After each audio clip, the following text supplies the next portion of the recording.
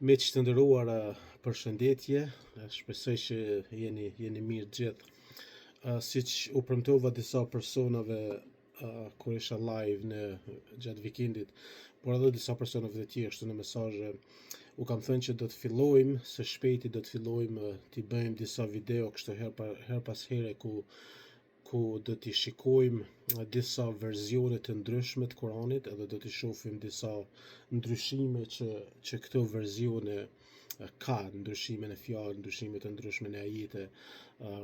Edhe sot do të fillojmë ta bëjmë këtë, dua t'ju them sinqerisht që kjo nuk është diçka e lehtë, sidomos për një person si unë që nuk e flet arabishten, edhe unë kam dëshirë që t'jemi kujdesshëm me atë që postoj edhe mundohem aq sa është mundur që ajo që postoj të jetë e vërtetë edhe të jetë e bazuar në fakte. Kështu që kam bërë atë që kam mundur me aq sa mundem edhe siç duket këto gjëra janë të vërteta. Tash muslimanët, siç e dini, ata vazhdimisht pohojnë, vazhdimisht na thonë se Kurani që kemi sot është saktësisht i njëjtë që nga koha e shpalljes së tij, nuk ka asnjë ndryshim në shkronjë, asnjë pikë, asnjë presje. Kjo është çka ne vazhdimisht kemi ndëgjuar, mirë po viteve të fundit kjo është duke ndryshuar tash për shkak se dietarët po kanë filluar që të studiojnë të gjëra, të shikojnë më thellë dhe realiteti është ndryshe. Në fakt jam habitur që dy dietarë musliman që unë i kam dëgjuar shumë, Shabir Ali edhe Yasser Qadhi, që të dy e kanë pranuar se kjo historia se Kurani është i pandryshuar që nga koha e Muhamedit nuk është e vërtetë. Shabir Ali për shembull thotë që ka ndryshime, mirë po këto ndryshime nuk e ndryshojnë mesazhin e Kuranit, që është një gjë që ne vazhdimisht e themi edhe për dhjetën e re, edhe për Biblën, që po ka ndryshime që janë bërë gjatë kopimeve, mirë po këto ndryshime siç pranon edhe Bart Ehrman thotë që nuk e ndryshojnë mesazhin e krishtrimit as pak. Mesazhi 99.9% i Biblës së Dhjetës së Re është i saktë ashtu siç u zbulua. Kështu që ajo që kam bërë tash atë që dua të bëj, do të filloj që të tregojmë disa ndryshime ndërmjet disa verzioneve të Kuranit. Siç thash, muslimanët na thonë, e kam dëgjuar shpesh, edhe mua më kanë thënë që nëse unë mund t'ju gjej atyre vetëm një ndryshim në një fjalë apo në një presje në Kuran, ata do ta lënë Islamin, do të bëhen krishterë. Nëse kjo është e vërtetë, atëherë bëheni gati që ta lëni Islamin për shkak se me përhapjen e Islamit në vendet perëndimore, dietarët në perëndim i studiojnë të gjëra, duan ta dinë se çka është e vërteta dhe tashmë po dalin, për shembull, kam një libër këtu që i tregon 20 ndryshime në ndërshkrimet e hershme të Kuranit, që ky person vetë ka shkuar nëpër muze të ndryshme dhe i ka parë këtu dhe i ka fotografuar edhe mund të shikojmë. Por ka verzione të ndryshme të Kuranit në gjuhën arabe, nuk është vetëm një, tashmë janë afër 29 apo diku 30 verzione të ndryshme të Kuranit në gjuhën arabe, për të përmendur disa: verzioni Hafs, verzioni Warsh, që janë dytë më të përdorit në botë, por pastaj kemi si verzionin Kalun, Al-Duhri, Khalaf shumë të tjerë, por këto janë vetëm disa për tyre. Ajo që dua të bëj është që t'i krahasojmë dy versionet që përdoren më së shumti sot, versionin Hafs dhe versionin Warsh. Edhe ajo që dua të bëj, ndryshimi i parë që dua ta shohim është tek sura 21:4, siç e shihni këtu.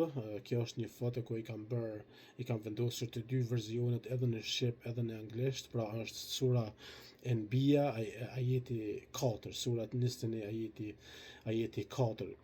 Tash siç e shihni këtu në të majt në verzionin Hafs, le ta shohim më afër. Ky ajeti 4 thotë: ai, pra Muhamedi, tha: Zoti im di për thënien që thuhet në qiell e në tokë, ai është më dëgjuesi, më i dijshmi. Edhe siç e shihni në arabisht, fjala e parë që me të cilën fillon ky ajet, ai tha në arabisht, në gjuhën arabe është Ka'ala. ai tha. Mirë po, tash nëse shkojmë tek verzioni Warsh, siç e shihni këtu, ky ajet fillon duke thënë thuaj, Zoti im di për thënien që thuhet në qiell e në tokë, ai është më dëgjuesi më i dijshmi. Nuk thot ai tha, ai Muhamedi tha, por thjesht thot thuaj.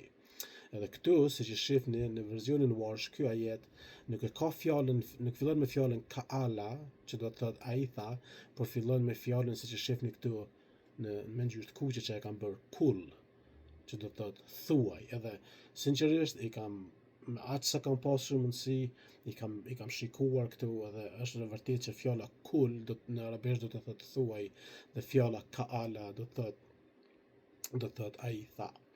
Tash ky nuk është vetëm ndryshim në shkrem, por në fakt e ndryshon kuptimin e ajetit. Për shembull në verzionin Hafs, kur thuhet ai tha, kush është personi që është duke folur këtu? Muhamedi nuk mund thot për veten ai tha, ai Muhamedi tha, Zoti im di për të. Ky duket si një person i tretë është duke thënë që Muhamedi tha. Ndërsa ky verzioni Warsh mund të jetë nga perspektiva e Zotit, ku Zoti thot Muhamedit thuaj, Zoti im e di për thënien që thuhet në qiell. Kështu që e shihni miq të nderuar që ka ndryshime, edhe do të vazhdojmë her pas here të bëjmë video të tjera ku do të shohim ndryshime ndërmjet këtyre dy Kuraneve. Tash ka ndryshime të vogla që një shkruan mungon apo një diçka mungon që nuk e ndryshojnë fort kuptimin e Kuranit. Ndoshta do t'i bëjmë edhe disa prej tyre, por ajo që dua të fokusohem unë është që ti tregojmë ato ku në fakt ndryshon kuptimi i ajetit. Kështu që shikoni edhe një herë këtë me kujdes, për ju që flisni arabisht, gjuhën arabe, mua nuk më pengon nëse ju i replikoni kësaj, i bëni replikë kësaj video edhe më tregoni nëse ky ndryshim ndërmjet fjalës Kaala and Kul është vërtet i saktë në gjuhën arabe, sepse ajo që kam gjetur me gjithë ato që kam kërkuar në fakt është e vërtetë. Pra miq të nderuar, kjo është çka desha t'ju tregoj sot, si tash do të vazhdojmë edhe me video të tjera që ku do të shohim edhe ndryshime të ndryshme. Kështu që keni kujdes ju miq musliman kur na thoni se është vetëm një verzion i Kuranit dhe është i një që nga koha e shpallës, nuk ka ndryshim në asnjë shkronjë apo në asnjë pikë apo në asnjë presje. Ndoshta do t'i bëjmë edhe disa video nga kjo libër ku do të shohim, për shembull, ku do të shohim, do ta gjej këtu vetëm një shembull.